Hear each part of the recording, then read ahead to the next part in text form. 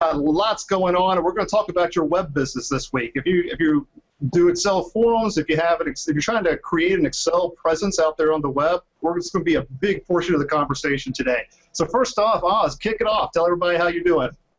I am wonderful. I am delicious. If you could taste me, you could verify that. I was here in Chicago teaching Excel workshops, building apps in Excel, and just whooping asses as much as I can with formulas. Verified, tasty. Yeah. Jordan, how you doing? Oh, I'm great. I'm great here in snowy. Let me repeat that. Snowy, Dayton, Ohio. We had an inch of snow last night. What the heck's going on with that? But I'm here wishing everyone a happy tax day. Good news for everyone. Taxes are over for most of you, hopefully. Oh, man, not only for the dead it's over. I filed mine last year, so I'm good. Well, everybody, welcome. So here's what we got going on this week. Wait a minute, Rick. Yeah. You keep doing this, man. Introduce yourself. Hey, I'm Rick. How you doing? I got a frosty chocolate wheat beverage. I am not in snow. I'm in sunny Southern California, in LA and Irvine this week, out here doing some consulting. So welcome from sunny Southern California.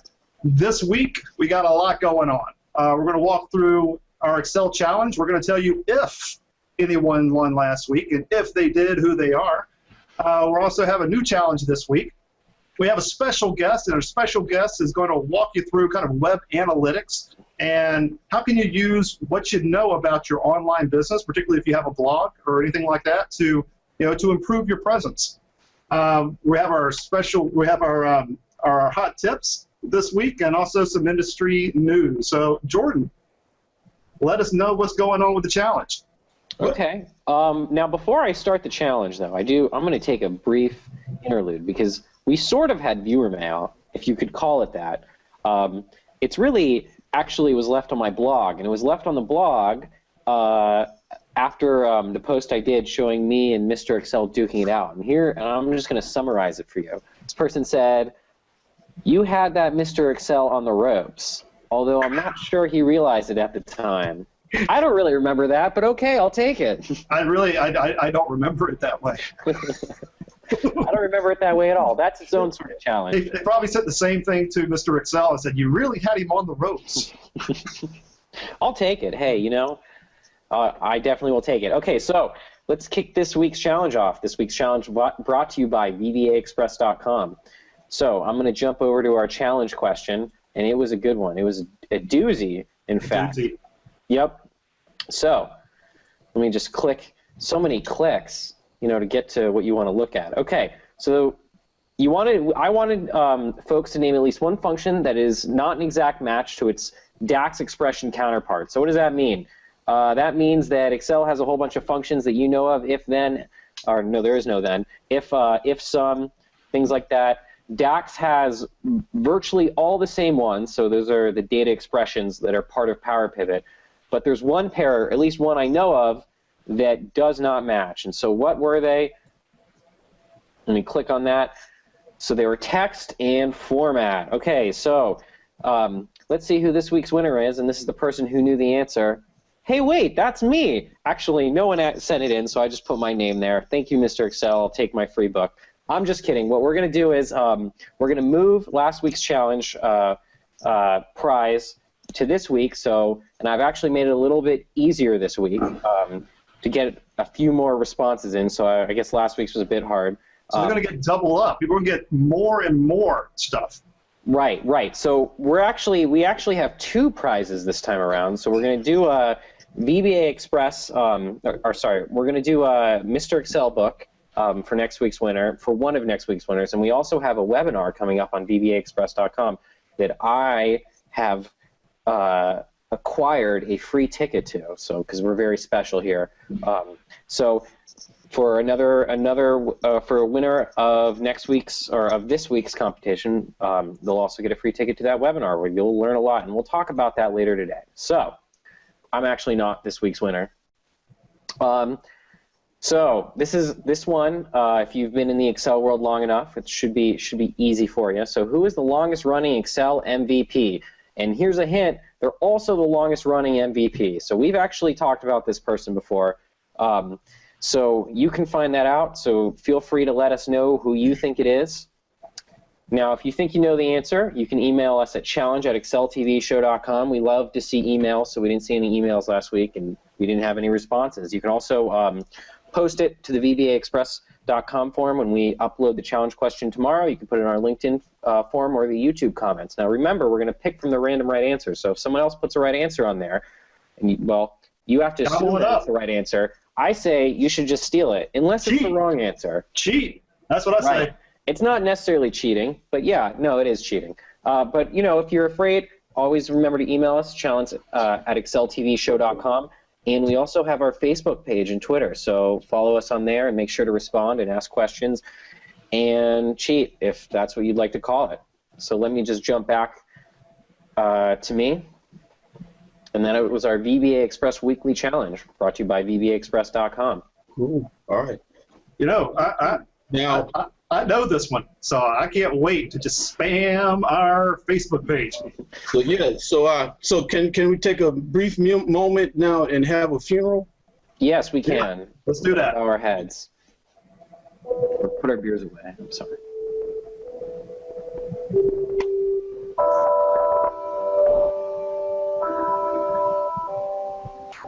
On April 8th, support for XP in Office 2003 went to the great beyond.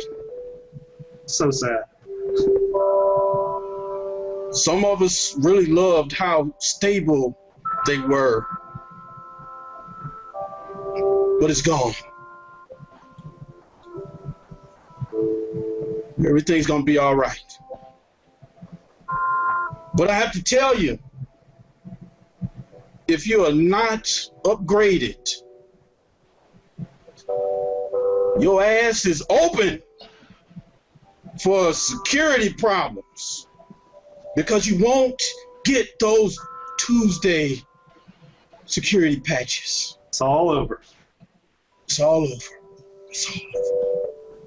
Too soon. Too soon. Too soon. But y'all were warned. You were warned. So I just hope that you got yourselves prepared. Amen. Amen. Preach it, Oz. Yeah. Okay. All right, bring us back to reality, Oz. All right. All right. Hey, everybody, we got a special guest this week. This week we have with us Keidra Chaney. Keidra has taught at Northwestern University around analytics, one of the first classes of its kind. And basically what she does for a living. Well, Keidra, why don't you just go ahead and explain it? Tell everybody who you are and let us know a little bit about yourself. Thanks, Rick. Hi, everybody. I'm Keidra Chaney. I have been doing digital analytics for about the past 7 years. My job is to do digital strategy. I mostly work for agencies, for startups, for nonprofits, and I help them use digital analytics to help them understand their audience and understand the traffic that comes to their websites and how they can best utilize it. I kind of fell into analytics. I am a journalist and a communications person by training, and I always kind of had technical and analytic skills in my back pocket that I never really used, and I just kind of fell into web analytics in about 2007 when I realized it was an actual job and you could get paid for it, because I used to do it for free for my companies as a way of it was really more of a cover your ass kind of CYA kind of thing, where I would use analytics to justify or to back up decisions that I felt like they needed to be made for the website. So so basically my cover your ass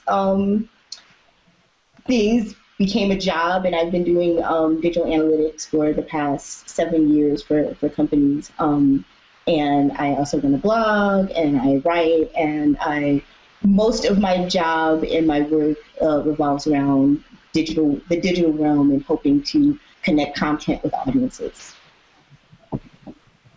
Right. So, Oz, do you want to jump in? No, go ahead. Okay. So Keidra, Oz runs a blog. Jordan runs a blog. I run a blog. And a lot of the people, almost everybody we've had on so far either runs a blog, runs a training site, runs a forum, or has some sort of a presence online. What should we know about our analytics that would help us run a better business online? Yeah.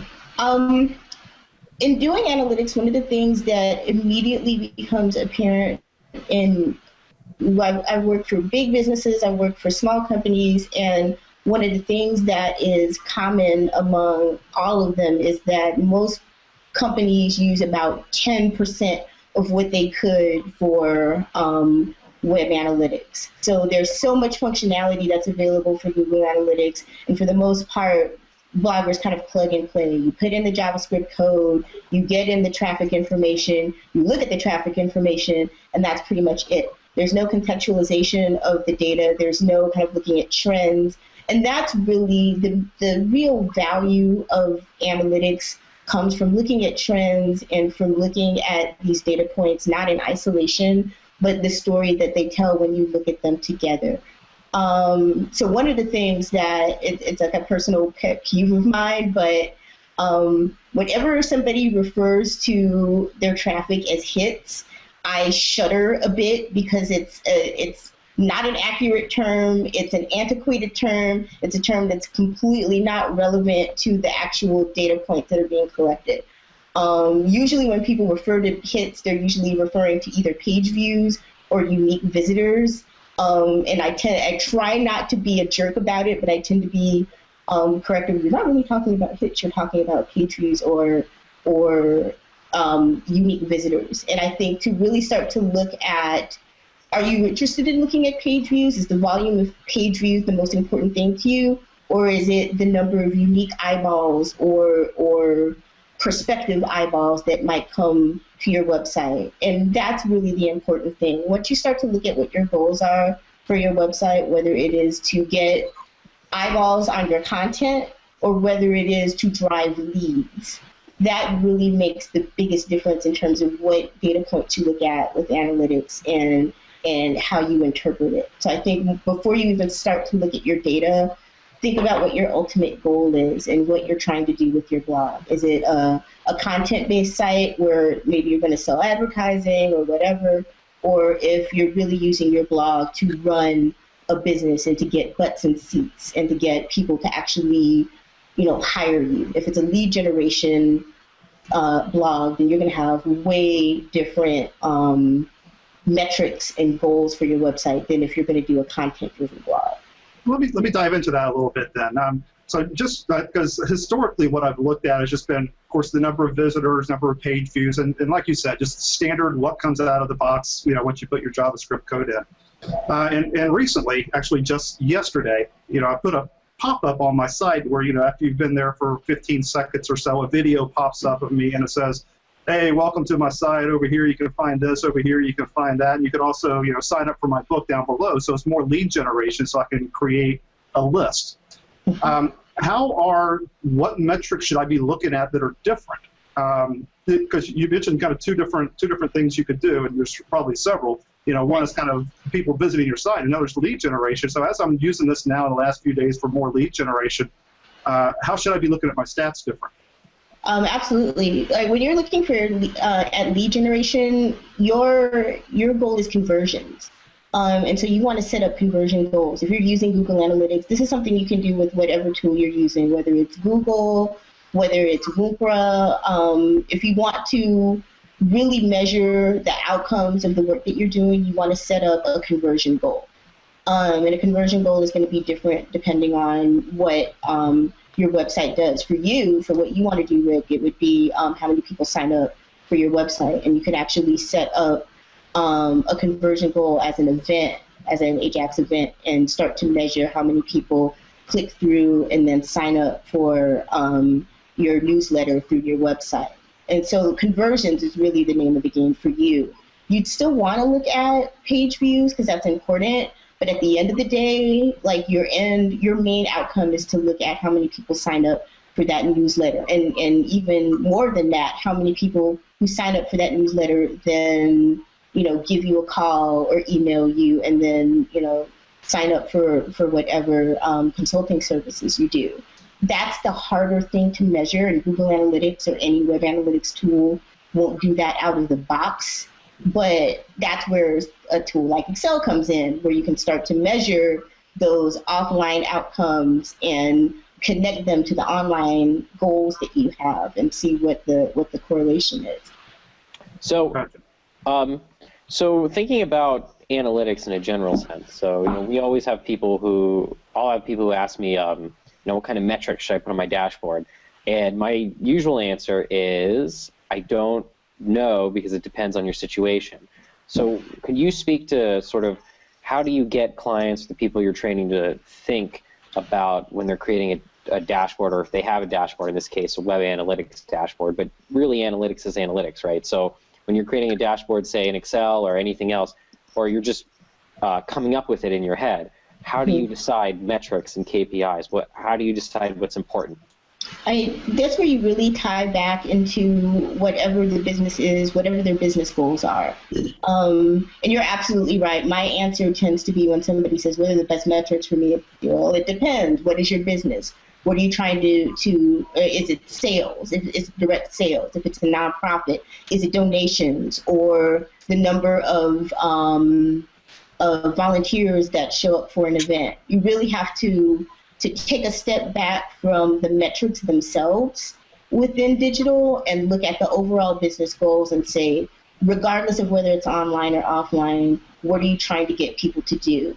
And then from there, what digital metrics would help to best measure what you're trying to get people to do? So it's one of the hardest things that I have found with analytics is to get people to not focus so much on the metrics themselves and to focus on the overall business goals that the metrics can help them, determine the outcomes of. And it's hard to do that because especially with a tool like Google Analytics that is plug and play, you get all this data, it's pretty, it's attractive, you see charts and you go, this means something. Well, it doesn't necessarily mean something if you don't have a goal that you're trying to measure. So really getting people to take usually a step one or two steps back than they're comfortable with and say, what are your business goals? What are you trying to get people to do in general for your business? Like what determines success? Okay, then what on the website determines that you've succeeded in reaching those business goals? And in some cases with digital, that question has never been asked. It's like, we have a website because we have a website. Not we have a website because we're trying to, drive traffic. We're trying to do this for lead generation. And so that, one of the biggest things that comes with the work that I do is to get people to start to look at digital as a way to achieve their business goals. Because in many cases, businesses don't think about that. Their digital presence is there because it's there, not to fulfill any specific goals. So it sounds like perspective, because digging into data, looking at numbers, making charts and calculations and looking this way and that way, it can be fun, but what is it helping? And are you not going to a networking meeting while you're fiddling with data? Are you not doing something that you really could do to drive your business while you're looking at data? Yeah. I think that it especially now with digital in particular, but I think in general, there's so many tools now. Especially when I first started doing this, I had to beg people to pay attention to what the insights that I had. It was pre-Google Analytics. It was AW Stats, which was log file analysis and not nearly as pretty. And I would come up with the little dashboards and I would chase after people with them and they'd be like, that's great. And they'd throw it away or not pay attention. Google Analytics came on the scene and it made data sexy, digital data sexy. And now everybody's kind of clamoring for it. But the hardest part of it is to start thinking about, like, how can we not go down the rabbit hole with this? How can we get this to answer questions? But in many cases, the data is looked at before the questions are asked. And I think the role of analytics, of web analysts, is to ask the questions and to ask them again and to ask them 3 or 4 more times, even beyond the point of it being interesting or sexy for people, but to continue to say, what are the goals and how can we achieve them, and before we even get to selecting metrics. I think and I've kind of gone off the rails a little bit to get into this point, but with blogs, I feel like you have some metrics. One of the things I like to say for blogs in particular is that you can look at unique visitors and you can look at page views, and that's awesome. But when you start to look at them along with bounce rate, then you start to get insights. Because I've seen this so many times where people say, this blog post has gotten this many page views and it's really doing well. Okay, the piece of content that's gotten the most page views for the month has a 98% bounce rate. So that means that people saw it and then left immediately. But what about the content that's bringing in maybe not as much traffic, but has a lower bounce rate and is getting people to stick around?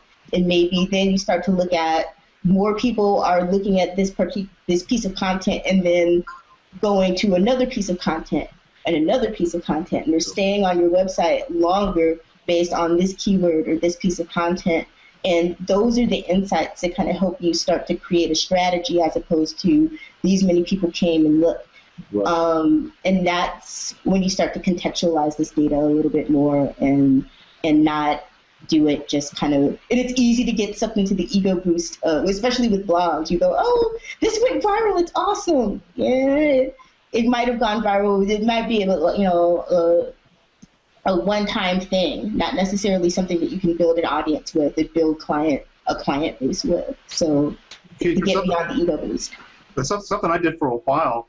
Maybe I need to start looking at it again based on what you said. Is instead of looking at the number of visitors that come to the site, I started looking at non-bounce visitors, and I started to see how those would trend. Because I thought that was giving me a lot more insight on just how engaging the content was. So I'm a huge fan of bounce rate. I feel like that's where you can start to look at your dedicated visitors, the people who want to stick around a little bit more. It's my favorite metric. Yeah. So going to this idea, so just because this idea that when you look at data for you just look at it and you're like, oh, this is pretty. So before Google Analytics, there was AW Stat.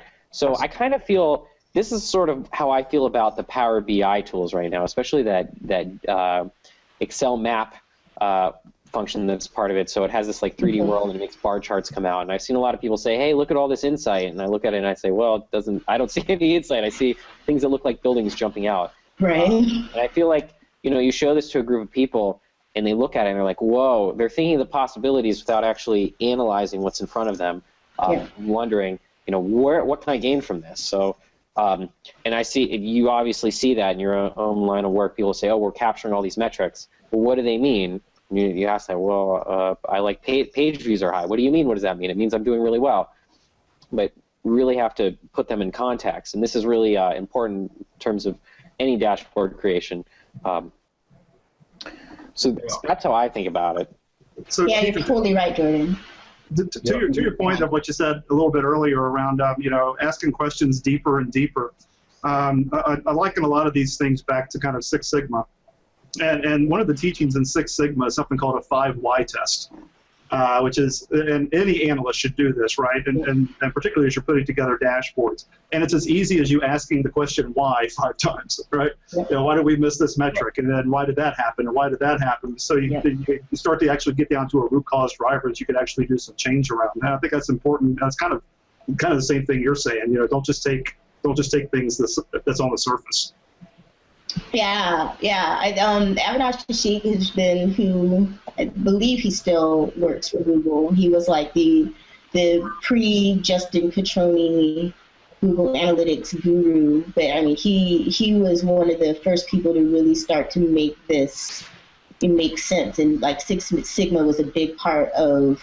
If you've read some of his books, he refers to Six Sigma a lot, and I think it's really, saying why, asking why, and questioning beyond the point of comfort for a lot of people is so crucial. And for him, there was an idea of there's something called the analytics life cycle. I think I've got the name right. Where you ask the question, you test it. If you test it and you're not getting insights from the question that you're asking, then maybe you're asking the wrong question. And I think that like, especially with analytics, if you ask a question and you don't get insights from it, then it tends to, the blame tends to get pointed on either the tool or the analyst as opposed to the question. And I like the idea of going back to the question itself and saying, maybe we're asking something that isn't really what we want to know. And using that as the point of starting to make decisions. Data is really, really interesting because I feel like, especially now, people kind of look at it as this mystical thing, and there's so many different shades of gray in terms of the inquiry process that gets lost. And I like the idea of data being a process of inquiry as opposed to this solid thing that's just done. And when you get the answer, that is the absolute answer, and there's nothing else to ask. Right. And that reminds me of, when I was an analyst in a company, it was always inquiry, and I was told that an analyst has to be comfortable saying that the data is good as of. But somebody will say in an hour from now, we weren't reporting this thing right over the past 6 months. Now we got to correct it. Or we didn't have this report at all yesterday, so now let's get it in. And you got to be able to say, okay, yes, that was the story an hour ago, but this is the story now. And not apologize for it, but understand it does, data is a beautiful thing in that way. Yeah. And it's a hard job to be that person, I think, especially now, because it's like, here's our data person, and our data person will tell us everything we need to know. And if you're presented in that way, there's almost an unspoken pressure to like be a wizard as opposed to be the person who asks difficult questions. So. Yeah, and can stand up when somebody wants to question your data. Yeah. Just say, show them what you got. Yeah. So since this is Excel TV, so I wonder if we can talk about, so you and I, Keidra, we connected because of the Excel Google Analytics relationship. So why aren't you a Google Analytics person who says, okay, it's all there in Google? Why Excel? There are limits to what Google Analytics can do when it really comes to providing context outside of the world of digital. And one of the things that I became more of an Excel fan because of the Excel Google Analytics add-ins and plugins for Excel that you can start to import the data from the API and then really start to look at it beyond, either month over month or, start to do pivot tables with the different types of dimensions. And you can really start to do things that, while you can kind of do pivots in Google Analytics, you can't do them on the same level that you can with Excel. And you can really start to look at trends in a really nuanced way with those plugins that you can't do alone. So that's why, and when I was hardcore doing web analytics, when I was doing nothing but web analytics and not any kind of other kinds of digital strategy, it was like 80-20 time in Excel versus time actually in Google Analytics. Wow. I spent almost all of my time looking at the data in Excel to get actual trend insights as opposed to looking at Google Analytics and doing kind of a drive-by glance of what went on for that one slice of time. So that's why I think it's important. And what's an example? I think a great example would be when you start to look at year-over-year data for a particular slice of audience, especially a customized slice. If you're starting to look at filters, you start to look at filtered data, and you want to look at, say, Facebook data and compare year-over-year trends for keywords on Facebook. You can't, like those different dimensions, you can't necessarily look at the data within the Google Analytics dashboard interface and start to see the comparison year over year in terms of what keywords are bringing conversions. But if you take that data out and spit it into Google Analytics and start to do pivot tables, you can start to look at it, or pivot charts, you can start to see it visualizes the data a lot better in Excel than it would in Google.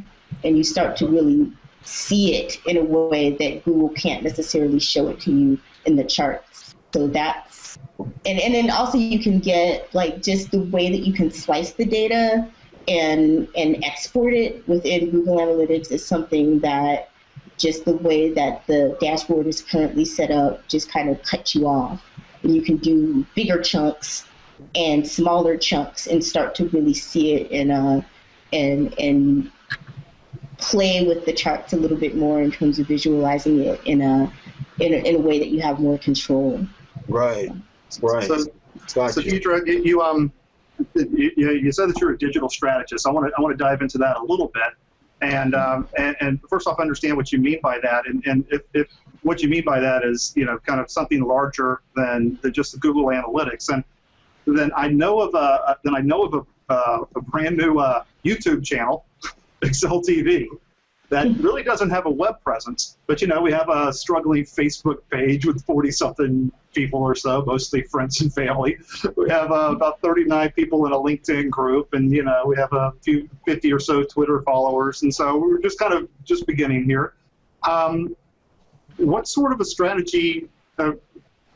What sort of things should we be doing differently than we're doing right now?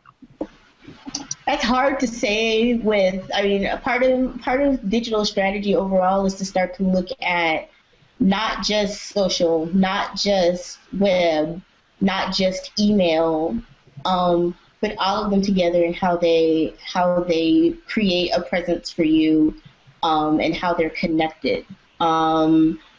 So part of my role as a digital strategist is to say, maybe social isn't the way to get your audience. Maybe it's SEO. Maybe you boost your organic search traffic, and then especially with YouTube. YouTube is fantastic for SEO, more so than say Vimeo, which is not so, it's better looking, but not so good for SEO because you don't have the power of Google behind you. It's the role of digital strategy is to say you have all these tools at your disposal. What's the best way to get your audience and to get your audience to come and do what you need to do? So, for Excel TV, I would say, social is good, but social has its limits, especially now. Facebook is making it harder for you to do, you can't get the kind of organic audience traffic now that you could have with Facebook 7 years ago or 8 years ago or even 4 years ago, because, they're really pushing the algorithm now so that you kind of have to buy advertising in order to get that traffic. But with this, where people are looking for Excel information and they're looking for resources and data, maybe it's, SEO is the way to go. So it's more of an issue of coming up with a really robust keyword strategy and just making sure that everything is tagged for your Google Analytics or for your YouTube channel to get that audience that would be looking for this information. So it really comes down to where's your audience, how will your audience best find you, and how can you get them to you? For some companies, it's social. For some companies, it's SEO, and for others, it might be pay-per-click, PPC. So it's really looking at all those different strategies and saying which one is the best for my company. Gotcha. Great. Thank you. So Jordan, if you wouldn't mind sticking around for a bit, Keidra, we know that you do a lot of training. And certainly our topic of the week is all around training. So if you wouldn't mind sticking around for a bit. Sure thing. Jordan, would you mind kicking us off for our Excel Weekly topic?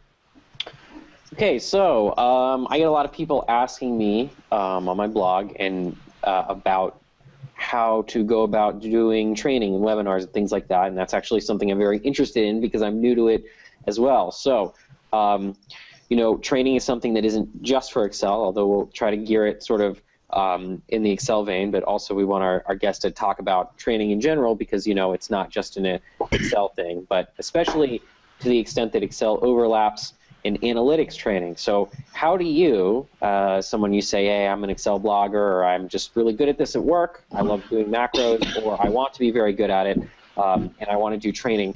How do you go about preparing for that class, ensuring that what you're going to teach is what the students want to hear, especially, I don't know if you do webinars, we'll talk about that for a second, because I've done a few of those, and some people say I go fast, which you can see how fast I talk, so it's hard to get me to slow down when I don't see anyone. So that's really our topic. So I'll just kick it off with you, Keidra. In terms of, you know, someone calls you up, or there's a conference says, we have 3 hours to fill, we're going to do a workshop, and you have to come up with the topic, and you have to sort of gauge the audience. How do you go about doing that? Yeah, it's funny because I've mostly done in-person workshops, and I've just now in the past couple of months started to do webinars, and it is very different, and it's much easier for me to kind of control my environment and to plan for in-person. One of the first things I do, especially with analytics, is that you have different audience members that have wildly different backgrounds and different comfort levels. And so I try to find as much out as possible about the audience before I get in, because depending on whether the audience is a bunch of people who are very new to the topic versus a bunch of audience members who are well-versed and need more information, it's going to be a completely different workshop. So the more that I can find out, you know, specifically about the audience and what they need, the better off I am. And usually I'm making changes to the workshop until the last minute. I try to do a survey when I can, a really basic survey, so that I can assess like the comfort level of people, like especially with analytics. Do you know JavaScript? If you don't know JavaScript, you have somebody who does know JavaScript where you work. You know, how comfortable are you with statistics? How comfortable are you with Excel? I really try to get a gauge of the audience's background and comfort level, and I start to plan the workshop around that, and then also specific questions, and usually that's how I get derailed. Is somebody has a specific question about something, and then 2 minutes turns into like 20 minutes just dealing with that. So you're speaking specifically about, say, custom. What if somebody says, just come teach us? And how are you about, say, a canned courses versus some custom where you can try to get feedback ahead of time? I try to customize as much as possible, even when it's a canned course, because a beginning Google Analytics class is way different than the intermediate and advanced. So I try to be as specific as possible. Come in and teach us about Google Analytics. A few years ago, I could do that and I'd be fine. I can't do that now. I need to know where people are at, because I don't want to be in a position where I come in, teach a beginner's level, and everybody knows the basics. They know the difference between uniques versus page views, and they want to know how to set up conversions, how to set up events. They want to know the higher level stuff. I don't want to waste people's time. So if I have a request for an audience, I really kind of get in there and ask specific questions about what exactly they need. And if they don't know what they need, that means I have to go back and say, okay, I need to find out what you need. And if you don't know what you need, then maybe now is not the right time. And that's another thing, especially in 7 years of doing this, I've learned when to say no. When I started this, I said yes to everything. And honestly, that's how I All right, we're back on. Hey, everybody. Welcome back. So here's what you missed. We laughed. We cried. It was brilliant. I went on about a 15-minute monologue on the beauty of training. And basically, here's what we came out with is pretty much all of us agreed, except for maybe Oz a little bit. I think we pretty much all agreed that, for the most part, using a PowerPoint seems to work pretty well for most of us. Keeping that the content kind of sparse on the PowerPoint, or where you're embellishing it, and then moving back and forth between Excel seems to have worked for most people here. But what we want to do, since we want to be respectful of your time, and we've already run for an hour now, is to move over to Excel hot tips. So, Oz, if you wouldn't mind kicking this off for us. All right, here we go. Excel hot tips. If only you could put this in your mouth and have it feel so good. All right. You know, I hear that every week. It doesn't get any less weird. It's so creepy, isn't it? Oh, it don't. Oh, okay. All right, so I'm going to share a hot tip with you. All right, here I'm going to do the screen share. Add here.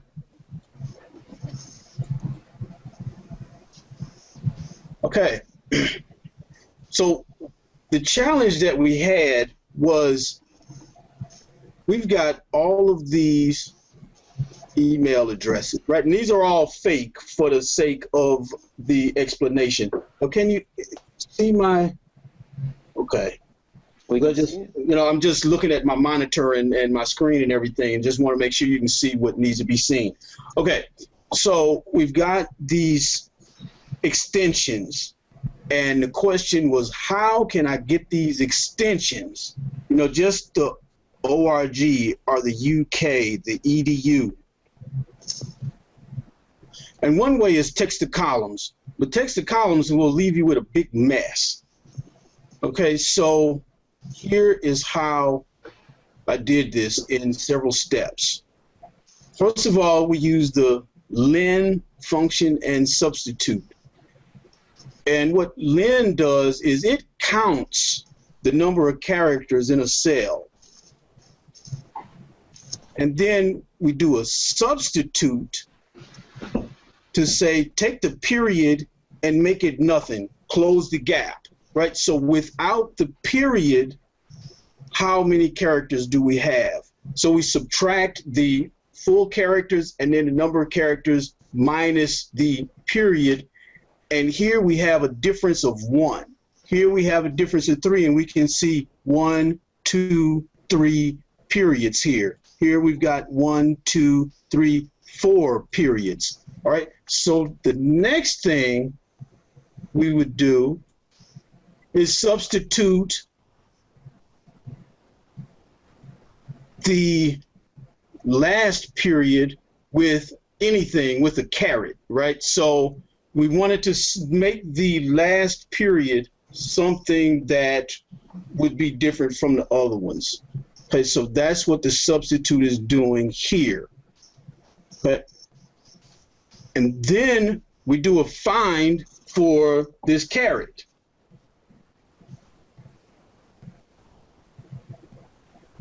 And then we're able to use our right function and grab whatever is after the caret. So this is right, D2, what is the length of D2 minus E2, which is this 17 here. And so that's how we end up with only the extensions and not everything else, and not by having to use text to columns, which would make a big mess, and sometimes we don't have the space to make a mess. So that is today's hot tip on being able to get these extensions off the end of emails and URLs. And we can start to make these available, right? Because the last one, I'm going to end the screen share. Mm-hmm. Yeah, so if we can start making these available for people to download, you know, that'd be great, because I did get asked about the previous hot tip. So let me see. I'm going to give this, let's say, 4 bottles of sriracha. All right? Because I like it. Yeah, because people need to parse data. This is another thing. But with training has put me in front of so many different people with so many different needs. And one thing is data parsing. Always, all of this stuff, it is in the same cell. How do I get out what I want without having to do it manually? And so here's an example of data parsing and 4 sriracha bottles, y'all. I I like that. I like the first set of substitutes because, you know, what if they have periods in their, in, you know, the name before the .com? So that really was cool to accommodate for that. I like that. I'd give that 6 Sirachs. Oh, you would? Okay. I mean, I'm not in charge of that, but. All right, so am I up? Yep. All right, I'm going to do a screen share. So you can see how organized Oz was, and here I'm just going to take you to an empty sheet. You know, I haven't Now, you know, last time you did that. Yes. Last time you did this, we had to keep coming back to your spreadsheet 2 or 3 times because. Right, I know. Oh yeah, here's how I do it. Oh yeah. I know. You're supposed to cut that out. I left it all in. Okay, so we're going to talk about today creating random qualitative data in a pinch. It's actually based on my blog, so I wrote about it on there, so it's fresh in my mind. So we're going to talk about how to do it. So let's say you have data points, high, medium, low. You want to generate a list of them just really quickly. So there's a lot of great ways to do, you know, real random data. You can do it on distribution curves. This is really just if you want to do it in a pinch, all right? You just want to make something up really quickly. So here's how I do it. So we're going to start with the ran between function. So ran between, you give it a high, you give it a low, give it a high. So here I have 1, I have 3. And basically what that's going to do is choose a random number between that range, and it's got to be an integer. So I'm going to just zoom in real close. Whoa, that's so close. So here it gave a 1, I'll hit F9. It's just going to keep refreshing just to show you it works. So that is how we're going to start. So we're going to actually use one other function here, and that's the choose function. So for those unfamiliar with the choose, the way it works is that you have an index number that you give the choose, and then you see these parameters that exist afterwards that I'm typing out. So we have 1, 2, 3, 4, 5, 6. Basically what happens is you give a number to this first, so you pass a number argument to this first parameter, and then it's going to return the value that is given by that index after. So if this is going to be a 1 here, it's going to return what would be in this value 1 column. If I have a 2 here, it'll return what's in this value 2. I said column, but it really should be parameter. So you can have as many. I think there's a limit, but you can have a lot of them. Obviously, you can't ever pick something that's outside of the amount of values you give. So in this case, we have this ran between. Remember, that's picking between 1 and 3. So here I'm just going to write high. So that's going to be my first value on a return by random. Then I'll just put in med here for medium, and then I'll just put in low here. So this actually works out because we're picking between 1 and 3, and it can be one of these 3. So I'll hit enter, and then I'm just going to drag this down, and you see I can just create lots of these. Hit F9 to just show you it's updating. So that's how you do it: random qualitative data in a pinch. Yes. Yes. Yeah. So what? Why is this necessary, Jordan? Say something about why would you want to use ran between and create this data? Well, sometimes, let me just switch back. You obviously don't want to see me. So Jordan, while you're switching back, I'd like to jump in just for a second because this was actually part of my talk whenever I was talking at the conference here a few weeks ago. I showed this tip among others. And the reason that I showed this, and by the way, there's a guy out there, Excel Kit, who has a pretty good tutorial on this. It says Hangout muted. What happened there? Are we still live? Can you guys hear me? We are still live. We're still going live. And you can hear me? I can hear you. Okay, so sounds good. So, and what I did is I had the random data. I had it powering charts, and so anytime I would have a selector, you know, in my dashboard, and at this point I'm doing mock-ups for the dashboard, I would have a selector, a drop-down, or something like that, and it would just be dummy data. And anytime something was selected, it would look like the graphs were updating, but it was really just random data that was being regenerated. And so, you know, for the purpose of mock-ups and giving the executives, making it look like you really have data behind there whenever you really don't, you know, just for the purpose of mock-ups and stuff like that, I found to be really, really useful. Yeah. So, right, so following what Rick said, you know, it's like what you said, and when you have this, when you have an open course, right? I shouldn't say open, but when you're teaching a course and someone says, hey, wouldn't it be cool, you know how it is, Oz. People are like, hey, now, what if we did this? And you're like, oh, I got to make up some random data to really show you this in an application. So this is what I mean by in a pinch. Yep. The only problem, I would say, with showing this, with doing this on the screen when someone asks you about it, is that then they're going to want to know how to do it. And then you got to explain that part. So it's good to kind of have some stuff pre-made beforehand, but luckily you don't have to think. There's not a whole lot of thinking that goes into this. So I really use it when I need to make example stuff, but I also use it for some of the data I'm doing in the book when I want to come up with random categorical data. So you saw that's like low, medium, high. So what do they say? That's ordinal.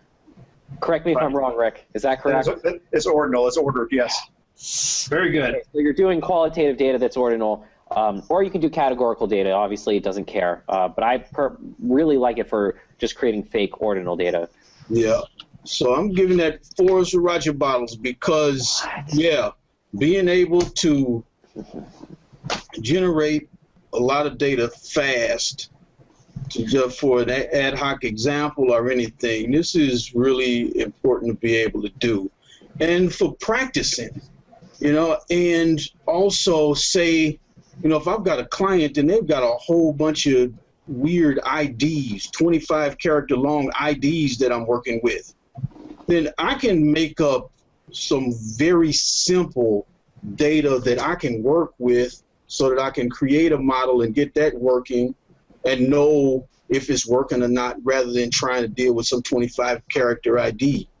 So learn how to make dummy data, and lots of it. And I made some today, and I'm constantly finding new, really good sites that do random data generators like URLs. All of those emails you saw in my example, that came from a website that generates random data. So, right. Cool. So that is Excel Hot Tips. Be ready for the next episode because we're going to warm you up. We'll warm you up. So thank you so much for that, Oz. We want to move over to news and industry news. So first off, I'd like to remind you about our shiny new email address that you can send all of your updates, any sort of news that you have. If you want to get the word out about your website going live, your webinar that's coming out, just shoot us an email at news@exceltvshow.com. Again, that's news@exceltvshow.com.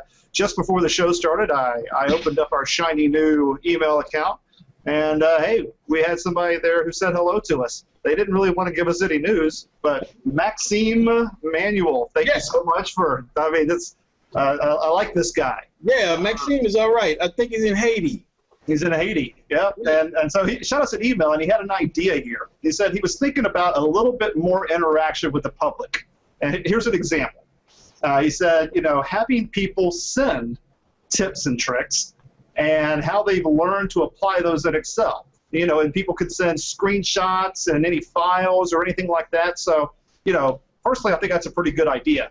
And so, from this point forward, I talked with Oz and Jordan before the show.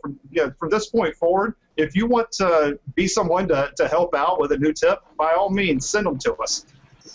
Send us the tip, send us the trick, send us the Excel file, and we'll go ahead and show that here on the air too. But that's it for me. Jordan, anything from you? Yes, I have a few things. I think, this is really kind of what we intended. We wanted to start out with tips too, but we really want to hear from you because the show's about community. So, think to yourself, what would get me 5 srirachas? And we know that there's... I'm the 3 sriracha guy. What would beat Rick? That's what you... Right. No. Stop. Yeah. Okay. I would love, if people can send us questions that we can answer, and just build community. Because that's what I've liked so much about Excel TV in these episodes, and especially having Keidra on, who's not inside Excel, but has a relationship with Excel, and it's great. So send questions, be in touch with us, help build. Okay. So I have several news pieces. So first of all, Chandu is having a really cool visualization contest. So remember, go there. He's asking people to visualize state data. So go there, and you could win an iPad Air or an iPad Mini or a Galaxy Tab 3. So these are all very cool prizes, and I remember his last dashboard contest really had a lot of cool entries that I've used for inspiration. And that's what I really love about these events that Chandu does, because a lot of the responses are very creative and innovative, and you can use them for inspiration later, and it's a great thing, and everyone should join in. And then the other thing that is going on is Michael Alexander's having an Excel meme contest, and there have been some really good ones sent in so far. I've sent in a few. I think so. It looks like you got to submit them by April 16th. So if you have anything good, you have anything funny, send it in soon. There's plenty of examples here, so I won't show you all of them, but make sure to check that out. And then finally, this sort of is going to be overlapping in Jordan news, but it's also it is Excel TV news, I should say. Let me just pull it up here. So it didn't show up. One moment. Let me just send this to our other screen. You know, this newfangled technology that we have. Okay, so our wonderful benefactor sponsor, not really benefactor, but our wonderful sponsor, BBA Express, is having a really cool webinar coming up, Excel Power Tips and Shortcuts. It's taught by Dennis Taylor, who is really a veteran of teaching. He's been doing this for a long time, and because we are special relationship with BBA Express, we have a promo code that you can use. So to sign up for this webinar, what you need to do is, let me just jump over to the website real quick. You'll go here to the website. You'll see this beautiful banner. Look at this. Look at this. It changes color when you hover over. You'll click on that, and then you can find out more about the event and click here to sign up. So go ahead and do that. And remember to use Excel TV. That's your promo code. That's our special gift to you, to our viewers. So thanks for watching. So I think that's it as far as news goes. Oh yeah, happy Passover to everyone. It's a newsworthy event. Oh, is that when you have the Seder? Yep, it's going on right now. Yeah, I got to be the one that asked the 3 questions. It's 4. Huh? Oh, it's 4 questions? It's 4 questions. Okay, yeah. That's why everybody was looking at you like, okay, the next one is... Right. I don't know if Sriracha is kosher for Passover. You didn't bring a bottle with you, did you? Did I get you some weird looks? Man, I always have... Oh, no. Back then, no. Back then, no. Back then. So, Keidra, wonder where Keidra is. But yeah, I don't have any news for myself. I've taught workshops recently, and I spoke at Ignite Chicago a couple of weeks ago. That was a lot of fun. Talked about the first time I did anything real with Excel, and that video will be posted soon. Keidra, welcome back. Hi. Yeah. Hi. So we're in our news, and yeah. So right now I'm just writing a book that's due for next spring, and trying to meet an upcoming deadline. So a lot of writing going on here lately. Great. Thank you. So shameless plugs. So what's happening on your website and what you're working on now? So first off, Keidra, could you tell us what you're working on? What's going on in your world? Depends on what world you're referring to. In my digital analytics world, I'm teaching a class. My class for Northwestern. It's part of the mobile web developer certificate at Northwestern School of Continuing Ed, and I teach the digital analytics portion of that, and that starts first week of May. And Oz is going to be sitting in on one of the classes for that, so that should be pretty exciting. Yes, it is exciting. And then I'll be teaching a workshop. Going to start doing some webinars around data strategy, specifically for nonprofits. But that's not going to be until summer. So I'm excited about that. Yeah, we got to talk about that. We will. Yes. Ran a nonprofit for 4 years, and so yeah, whatever input I can offer, because that is a big deal. Because, like, you know, the thing is, a hard story can get somebody to go in their pocket and give you $20. But if you want a $20,000 grant, or some individual is going to write you a $1,000 check, they want data. A hard story does not work. Yep, totally. Yep. And then, you know, there was a moment I was sitting in a hotel lobby talking with somebody, and she was going to donate some money, and she says, I believe in taking care of home first. How many of your donations stay in the United States versus going overseas? I was able to open a spreadsheet, put that stuff in a pivot table, and tell her 11% goes out. The rest stays in the United States. But it was two things, not just the pivot table, but also having the data laid out properly so that it could go into the pivot table. Yep. And Excel saves the day. he wrote the check. Awesome. Yeah, tell that to those Tableau people. This Tableau people. God damn. No, okay. Oz is calling you out, Tableau people. So watch out. So what's going on in your world, Oz? Oh, well, no. So Keidra, you're doing a new nonprofit thing. So say something about the nonprofit workshop that's coming up. It's not coming up till Summer. Till summer, so I don't really have any details yet. But I will. If you check out my website, once I have details, then I will share them. But it's KeidraChaney.com. Say that again. KeidraChaney.com is like just my name.com. Cool. And once I have some specifics, then I will share them. But it's not going to be till July. So. Yeah. Cool. All right.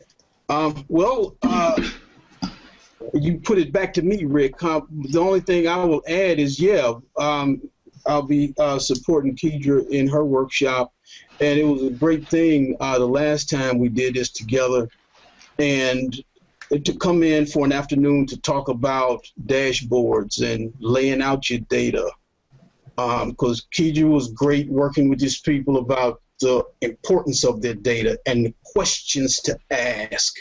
And then we were able to team up on the execution and some of the issues. And some issues came up around, data parsing. Somebody gets data, some CSV file from somewhere or scraped off the internet, and then they've got to start peeling stuff away from each other. So now you got some Excel skills that you'll need to do that. So, it's going to be exciting. Great, thank you. Jordan, anything from you? So I shouldn't say last week. So not too long ago in the past, I can't remember, a few Saturdays ago, I did a really cool webinar for Excel Advise called Interactive Spreadsheets for Decision Makers. So we made things like this. See, look how cool that is. And the cool thing is we didn't use any VBA at all, and we put it together very quickly. So if you want to know how to make cool things like this, I'm going to put that webinar up soon. I'm going to show you one of the other things I made. This is actually before I really got into dashboards, so sorry about the layout and the look. But we talk about how to create. This uses one-way sensitivity analysis on an analysis of different countries, so you can actually change the weights, and then you see the other ones update with it. Excel 2013's got this weird animation thing it does, but we talk about using these sorts of things, and we put it together, and we put 3 items together, including this one, in less than an hour. So if you ever want to know how to do things like this quickly, efficiently, and without any VBA, even though I do love VBA, you can do it without it, and you can even do it more quickly without it. You should check out that webinar. I'm going to post it sometime later this week onto my blog, and it's free. Who doesn't like free? So we all like free. I love free. That's pretty slick. So the webinar was 1 hour? Yes. Well, I think it was 70 minutes, mostly because I kept filling up the time with stupid jokes, but it could have been an hour if I hadn't talked so much. So you can hit mute on that if you want. I'll leave that option. That looked pretty slick. Oh, thanks. Yeah. So call me Jay Slick. Yeah, no doubt. So what I got going on, not much. I'm speaking at a conference, an SAP conference, user conference on how I taught, or a business intelligence strategy that I put in place for Gwinnett County, which is just outside of Atlanta, Georgia, and for their police department, fire department, et cetera. So we're going to talk about what happened with that strategy a year afterwards. So that talk will be in Orlando in June. Outside of that, I'm rewriting my book before I put it out on Amazon. That book is around, it's called Small Business Champion, and how to overcome 10 hurdles for the small business champion. So rewriting that right now. I'm including a lot of things around Six Sigma. Not necessarily that small businesses will roll out Six Sigma, but how you could take some of the learnings that of larger corporations and actually use that in small businesses. And particularly how you could use Excel to help further you along in that endeavor. So I'm rewriting that now. That should be out in the next probably 2 months or so. So that's it for me.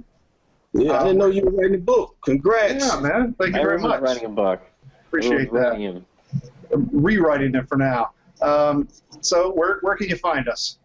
My God, we're everywhere. Just we need to get Keidra on the payroll. To help us out here with our 51 Twitter followers. I thought we were raking it in. We're up to about 145 or so people following us on YouTube. Thank you very much. Yes, thank you. Appreciate that.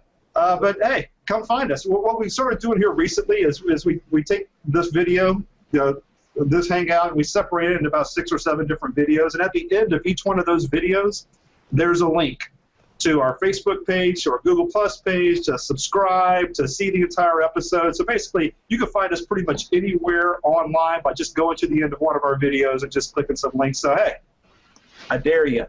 I dare you to go ahead and do that.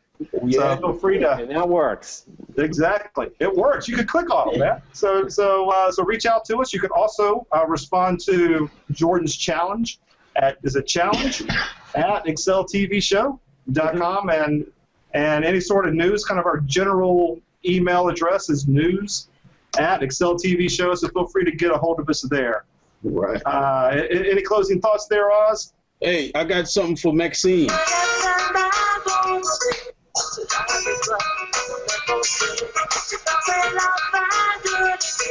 Little Cuban music? Yeah. Celia Del Haiti, isn't he? That's right. All right. Love that song. Celia Del Rey. Yeah. Zouk music. Good stuff. Good stuff. All right. That is my closing thought. Little treat for Maxime. Hopefully he appreciates that. And a huge 10-pound thank you to Keidra for being here. Really appreciate it. Oh, sure thing. Thank you for having me. And we'll be back when, Rick? We're taking next week off, right? 2 weeks. 2 weeks, okay. 2 weeks. So if we miss you, which we will because we're taking it off, everyone have a happy Easter and have a happy Passover and happy Tax Day and happy lots of other things coming up. Happy spring. Yeah. Okay. Happy spring. So that's it. Keidra, thank you so much for joining us. We appreciate that. Thank you, Jordan and Alex. Thank you for teaching us all about analytics and helping us out through our Excel topic conversation. We appreciate that. And for Oz and Jordan, we'll see you in 2 weeks. Until then, that's right. See you next time. Thank you. Thanks.